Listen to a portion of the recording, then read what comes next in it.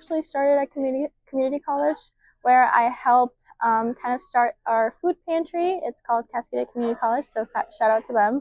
And that's kind of how I got involved. I was part of the SNA process for funding, and I learned a lot more about what our students need.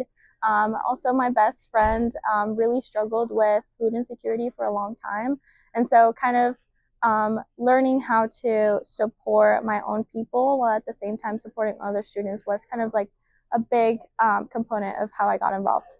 I think that there is a really, I would say, unhealthy notion of like international students have a lot of money. They pay for out-of-state tuition and they have to pay for an extra fee whenever they go to college. And it's that thing of like, you're not allowed to struggle, you're not allowed to go through needing and accessing these resources that are available to students. So I think that that has definitely impacted the way that I go about learning about other experiences and talking to students that are going through these same struggles. So what motivated me to get involved in food insecurity work is seeing the different disadvantages amongst different diverse communities across the city of Richmond, Virginia. So in this spaces where there's so many obstacles overall, so many challenges, working together and collaborating with one another, especially across different networks, I think it's important in doing this work. And I think this conversation shouldn't just start within like the higher education space and stuff. And so wanting to see different organizations collaborate across the K-12 to higher education and bridging that pipeline, I think is going to be important. I got involved in gleaning, which is the process of rescuing vegetables from the field after the main harvest has taken place.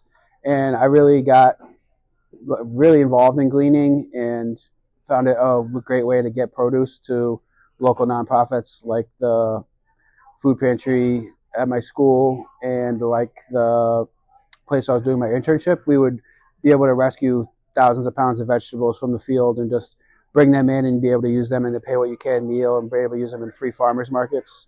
So, and doing those events on campus, I learned more stories of how many students we had on campus that were suffering for food insecurity. Right now is a really trying time where so many of these safety nets are under threat. And, you know, if these things are cut back, then it's going to be more important than ever than campus food pantries to step up and campus resources and states to step up and make sure that this stuff is funded, because the amount of anxiety it causes students when they know that their benefits are under threat is just, it's really like crippling and really hard to focus on school with all this stuff going on. So it's really going to be a time for all of us to do this work to try to step up and make sure that people have the food they need to be successful in school.